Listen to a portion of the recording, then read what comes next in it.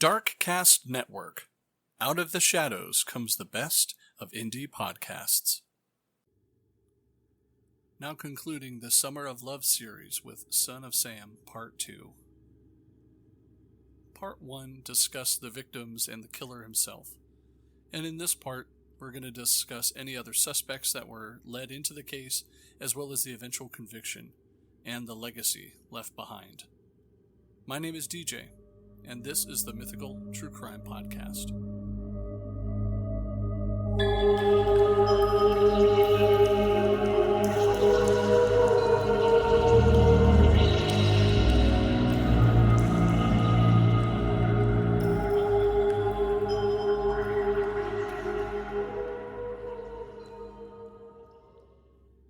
Local resident Cecilia Davis was walking her dog at the scene of the Moskowitz-Valentini shooting when she saw police patrol officer Michael Cantino ticketing a car that was parked near a fire hydrant.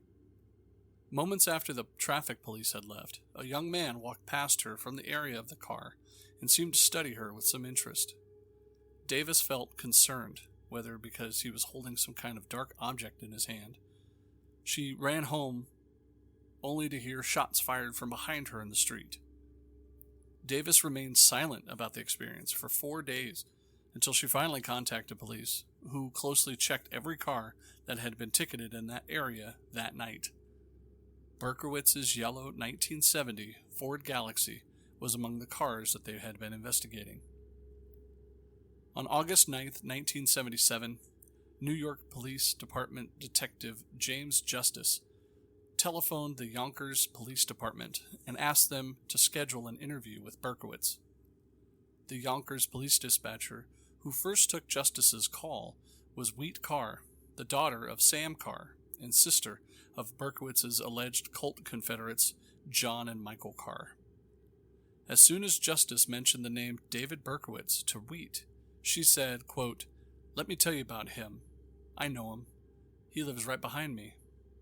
She also informed Justice that Berkowitz had shot and wounded her black Labrador retriever named Harvey, and that Harvey was her father Sam's dog. When Justice heard Sam, he had a very good feeling that Berkowitz was the real culprit that they had been looking for all along.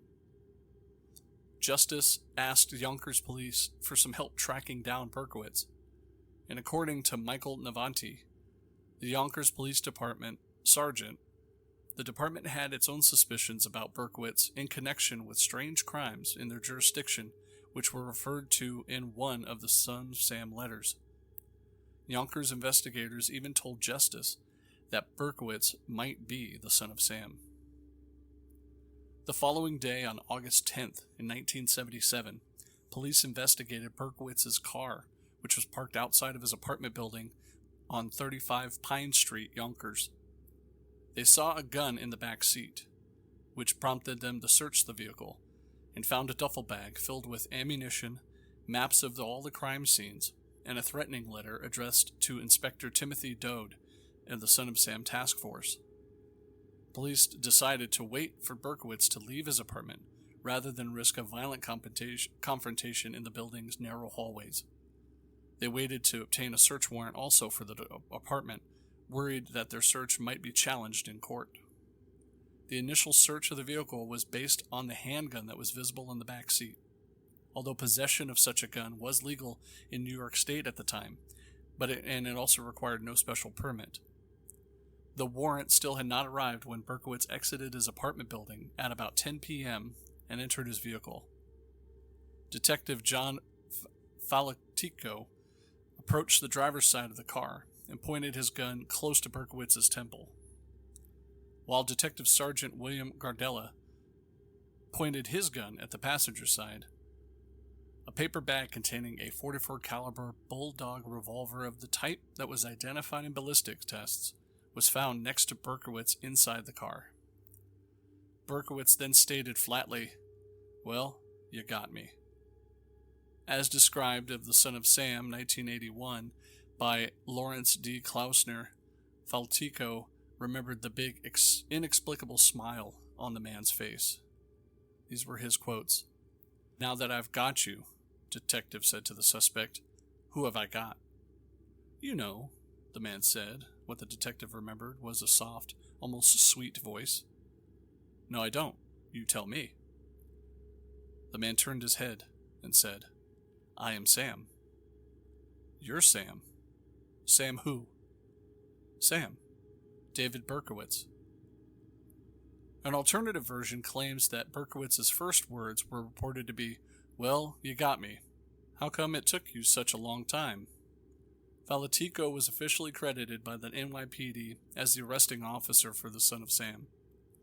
Police searched Berkowitz's apartment and found it in disarray, with satanic graffiti on all the walls.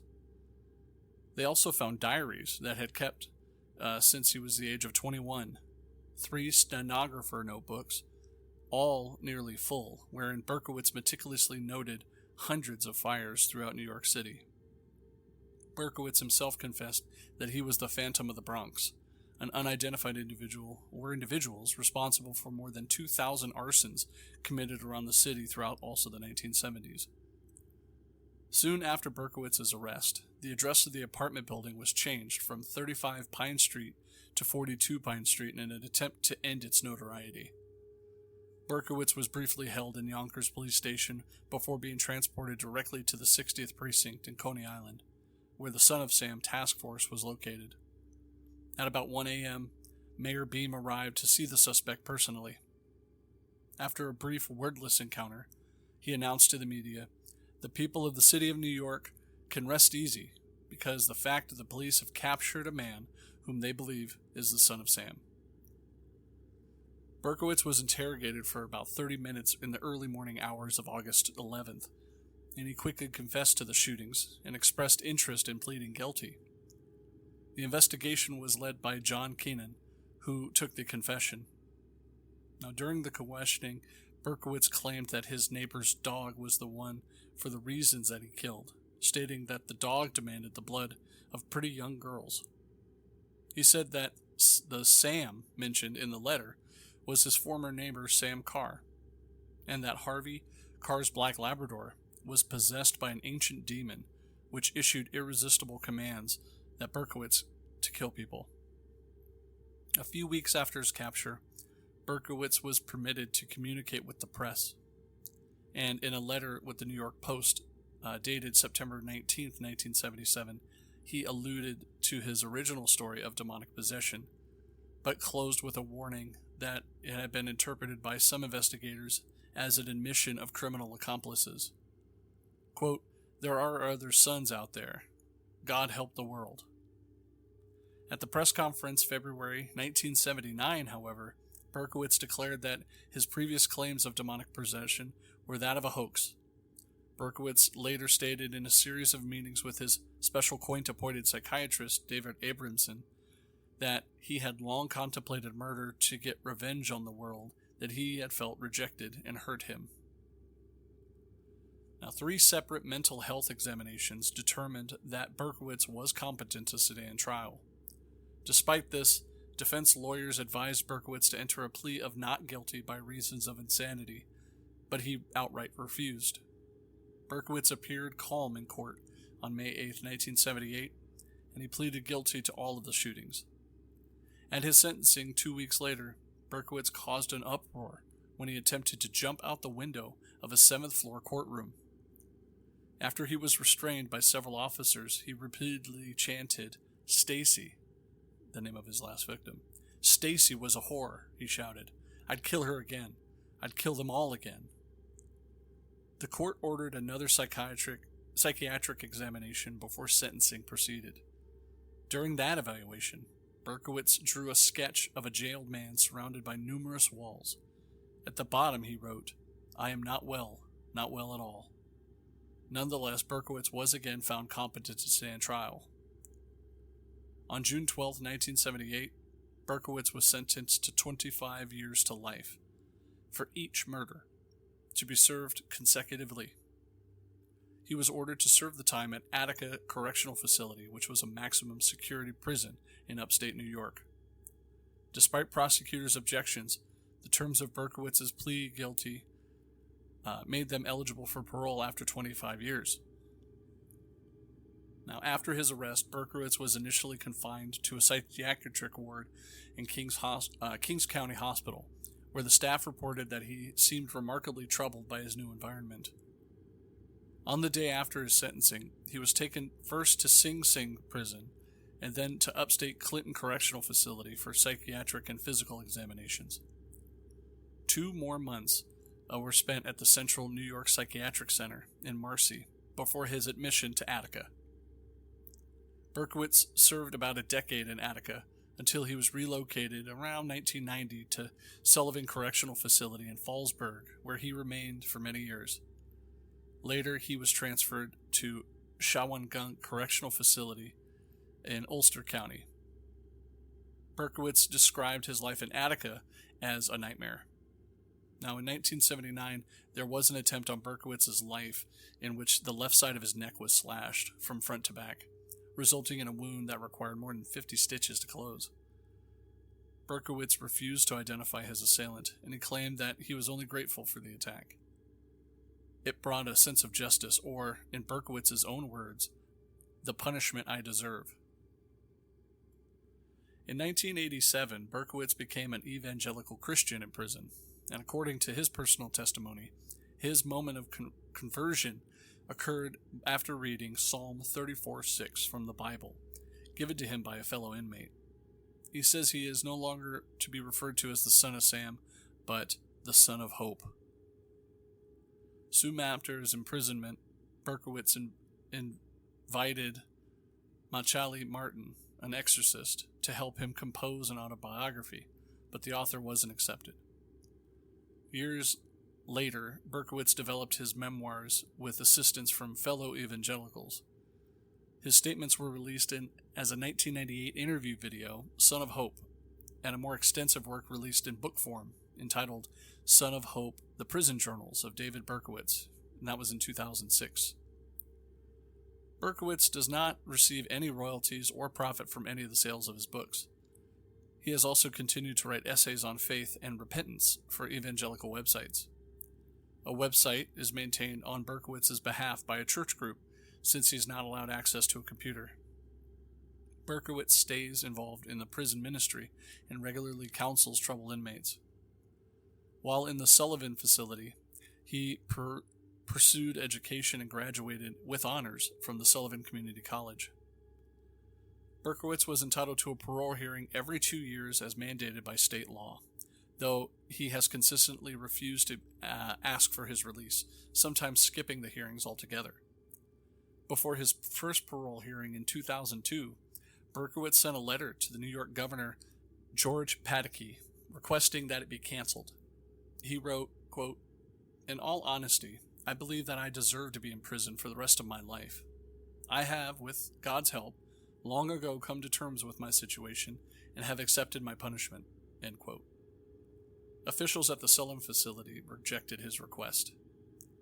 At his 2016 hearing at Shawangunk, New York, Berkowitz stated that while parole was unrealistic, he felt he had improved himself behind bars, adding, quote, "I feel I am no risk whatsoever."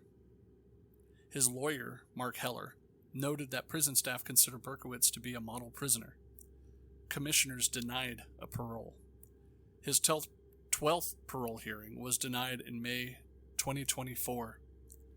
Ahead of his hearing, he admitted to the Post that he knew that he had no chance of getting granted parole, but still attended the hearing. Quote, "To not attend a hearing can be viewed as being defiant towards authority, and that's not me," Berkowitz said. He also said, "Most of all, I attend in order to openly apologize for my past crimes and to express my remorse." And his next parole hearing is scheduled for May 2026. Now, in 2002, during the DC sniper attacks, Berkowitz wrote a letter telling the sniper to stop hurting innocent people. He made his comments in a 3-page letter to Fox News personality Rita Cosby after she wrote him seeking a comment on sniper attacks. During June 2005, Berkowitz sued one of his previous lawyers for the misappropriation of a large number of letters, photographs, and other personal possessions. Hugo Harmatz, a New Jersey attorney, had represented Berkowitz in the earlier legal effort to prevent the National Enquirer from buying one of his letters. Harmatz then self-published his own collection of letters and memorabilia called Dear David in 2005, which he had obtained from Berkowitz during his consultations. Berkowitz then later stated that he would drop the lawsuit only if the lawyer signed over any and all of the money that he had made and given it to the victims' families. In October 2006, Berkowitz and Harmatz settled out of court, with Harmatz agreeing to return the disputed items and donate part of his book profits to the New York State Crime Victims Board. After this quick message, we'll be right back. Hello there, listeners. Whether you're new or you've been with me from the start, a great way to catch up and dive deeper into the world of mythical true crime is to check out my earlier shows. I've covered everything from Bigfoot to aliens and ghosts. Take a moment and browse through the past episodes, and don't forget to subscribe if you haven't already. Your support means everything to me.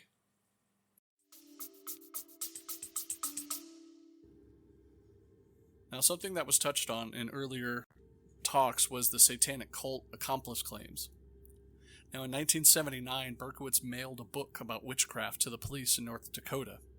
He had underlined several passages and written on a few marginal notes, including the phrase, Arliss Perry, hunted, stalked, and slain.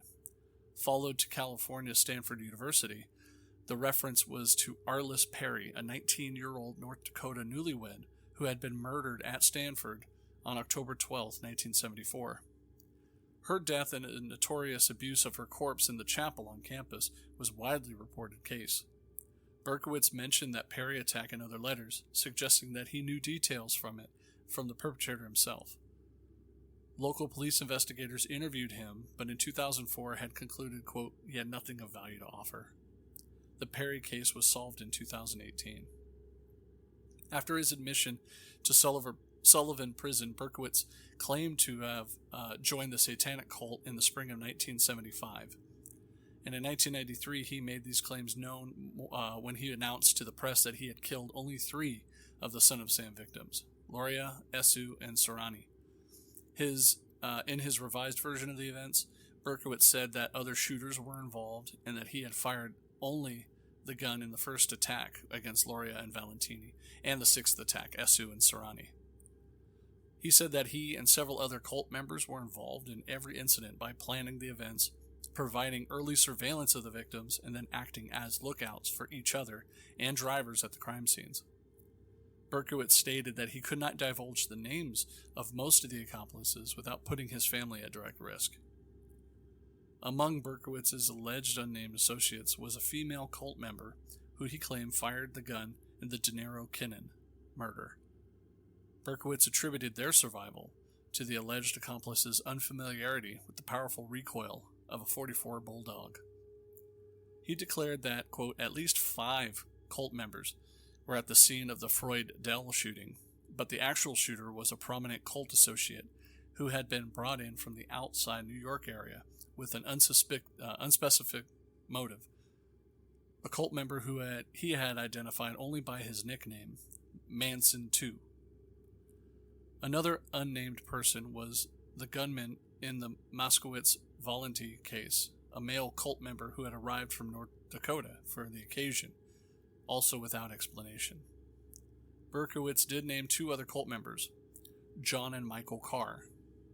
The 2 men were sons of the dog owner Sam Carr, and they lived in the nearby Warburton Avenue.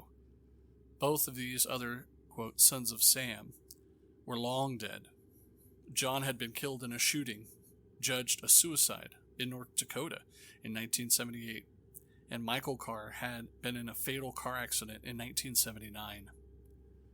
Berkowitz claimed that the perpetrator in the Damasi Lamino shooting was John, and he had added that the Yonkers police officer was also a cult member and was involved in this crime. He claimed that Michael fired the shots at Lupo and Placido. Author Maurice Terry wrote that Michael was an active member of the Church of Scientology and noted that Berkowitz at the time of his arrest had been in possession of a list of telephone numbers including the number of the Fort Harrison Hotel, the church's spiritual headquarters in Clearwater, Florida. In a video interview posted in 2016, Berkowitz said that he had been influenced by reading literature from the Process Church of the Final Judgment. Now, journalist John Hockenberry asserted that, even apart from the satanic cult claims, many officials doubted the single shooter theory anyway, writing, "What most don't know about the Son of Sam case is that from the beginning, not everyone bought the idea that Berkowitz was acting alone."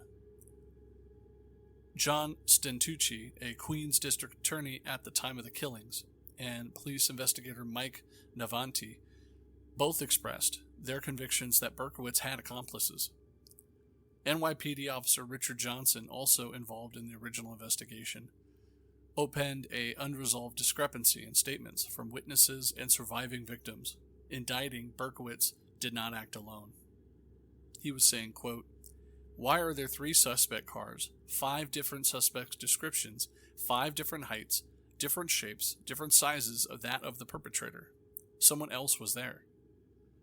Other contemporaries voiced their belief in the satanic cult theory, which included Donna Loria's father. Berkowitz's survivor, Carl De Niro, stated his opinion that, quote, "more than one person was involved," but admitted that he could not prove the cult theory. His conclusion rests on the criticism of Berkowitz's statement to the police was totally false. Now, Dell's recollection is that he physically bumped into Berkowitz outside of the Wine Gallery restaurant as he and Freuden departed and walked to his car where the shooting occurred. Berkowitz, in contrast, told police that he passed within a few feet of Dell and Freuden shortly before they entered the car. Dell contends that he and Freuden passed no one on their way to the car, and that the position of the car, parked on the curb, would have made it impossible for Berkowitz to have sneaked up on them within a few minutes between their encounter outside of the restaurant and the shooting of the car. Dell thus reasons he was shot by someone other than Berkowitz. Again, journalist Maura Terry published a series of investigative articles for the Gannett newspapers in 1979, which challenged the official findings that there was a lone gunman in the Son of Sam case. Vigorously denied by the police at the time, Terry's articles were widely read and discussed. They were later assembled in a book, largely implied that these reports of accomplices and a satanic cult activity. The Son of Sam case was reopened by Yonkers police during 1996, but no new charges were filed.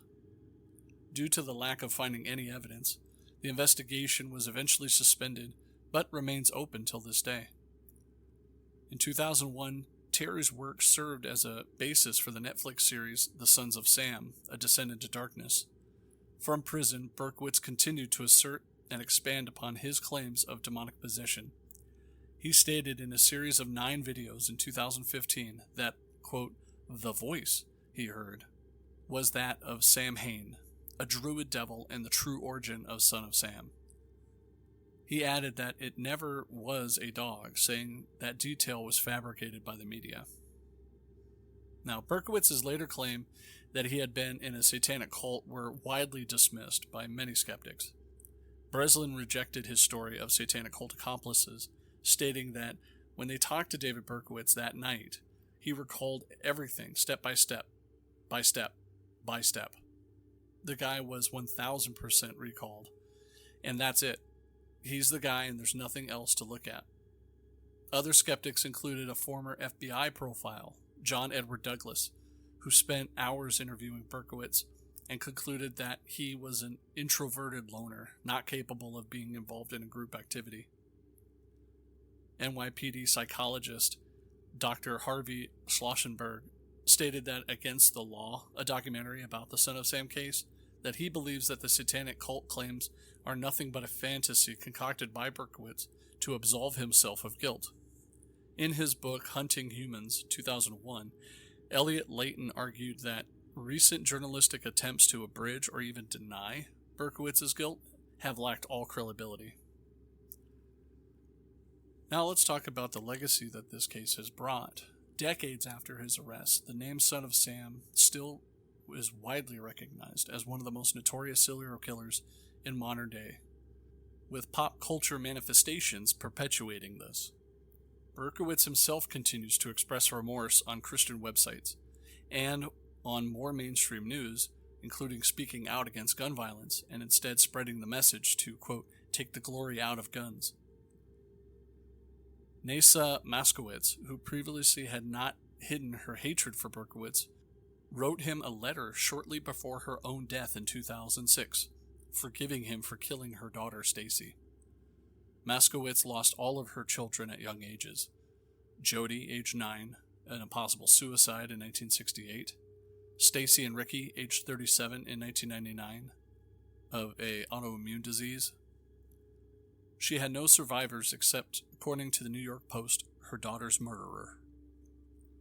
After rampant speculation about publishers offering Berkowitz large sums of money for his story, the New York state legislature swiftly passed a new law that prevented convicted criminals and their relatives from making any financial profit from books, movies, or any other enterprises relating to the stories of their crimes.